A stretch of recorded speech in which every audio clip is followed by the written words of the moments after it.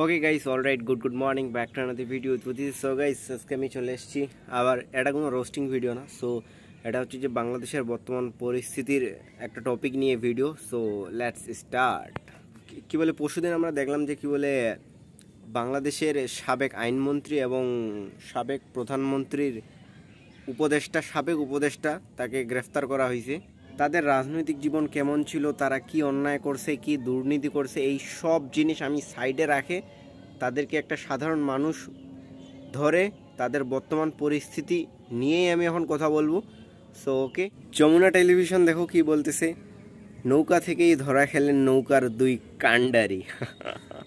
ভাই, এরা সেই ধরনের কথাটা লিখছে। এরা মানে আরও অনেকে অনেকভাবে লিখছে, কিন্তু যমুনা টেলিভিশনের কথাটা একবারে পুরো জোস। এই ছবিটা যখন আমি দেখতেছিলাম তখন আমি বুঝতে পারিনি যে এটা সালমান এফ রহমান।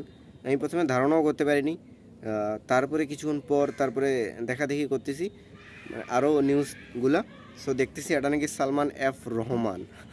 একটা জার্নালিস্ট বলতেছি কি বলে, সালমান এফ রহমানকে যখন ধরা হচ্ছিল তখন সে হন্তদন্ত হয়ে পড়ে এবং সে পেনে নাকি পায়খানা করে দেয়। তারপরে সে যারা এদেরকে ধরতেছিল না, তখন সালমান এফ রহমান ওদেরকে বলে যে কি বলে, আমাকে একটা লুঙ্গি ম্যানেজ করে দেন, লুঙ্গি পাল্টাও চেঞ্জ করব, কিন্তু তাকে না সেই সুযোগটাও দেওয়া হয়নি। দেখো মানুষের পরিস্থিতি কি থেকে কি হয়ে দাঁড়ায়। তারপরে অনেকে বলতেছে ফেসবুকে, আমি যেটা জানতে পারছি, বাট সত্যি কিনা জানি না, যখন কি বলে আনিসুল হককে ধরা হয় তখন আইনশৃঙ্খলা বাহিনী এরা সালমান এফ রহমানকে চিনতে পারেনি। তারপর নাকি আনিসুল হক বলছে যে কি বলে, এই যে এটা সালমান এফ রহমান, তারপরে তাকে ধরছে। এটা সত্যি কিনা আমি এখনও সত্যি খবরটা পাইনি, বাট এই নিউজটা সব জায়গায় ছড়াচ্ছিল। তারা যখন ধরা পড়লো তাদের তো কিছু ছবি ভাইরাল হইলো, আর লোকজন দেখো কি ধরনের মিমস বানাইলো। ও ভাই, এগুলা দেখে না আমি প্রচুর হাসছি। কালকে যখন এদেরকে কাঠগড়ায় নিয়ে যাওয়া হচ্ছিল মানে আদালতে, সো সেইখানে নাকি এরা কোনো আইনজীবী পায়নি, মানে এদের পক্ষে। তারপরে কি বলে, আইনজীবীগুলা নাকি জুতা দেখাইছে। তারপরে লোকজন দেখো ডিম ছোটাছুটি শুরু করছে। একজন তো একবারে টার্গেট করে একবারে সালমান এফ রহমান না আনিসুল হকের একবারে হেলমেটেই লাগছে।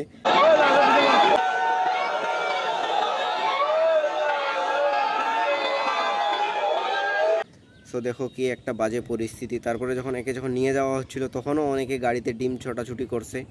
তারপরে তাদের 10 দিনের রিমান্ড মঞ্জুর করা হয়েছে। এখন এরা 10 দিন রিমান্ডের মধ্যে থাকবে। এদেরকে ওইখানে যখন ধরা হইল নৌকার মধ্যে, তখন এরা টাকা পয়সা নিয়ে যাচ্ছিল। সালমান এফ রহমান 12টা দেশের মুদ্রা নিয়ে যাচ্ছিল, আর আনিসুল হক 17,000 US ডলার নিয়ে যাচ্ছিল।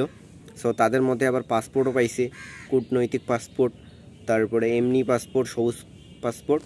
তারপর কালকে আমি আরও একটা জিনিস পাইছি, সেটা হচ্ছে যে প্যান্টের চেন খুলে শিক্ষার্থীদের সঙ্গে অশোভন আচরণ হাসপাতাল তত্ত্বাবধায়কের।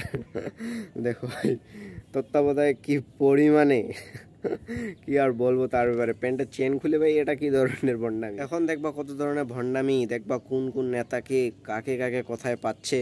তারপরে দেখবা কত মামলা টামলা, কত কি হচ্ছে দেশের পরিস্থিতি। এখন দেখবা কি থেকে কি হয়।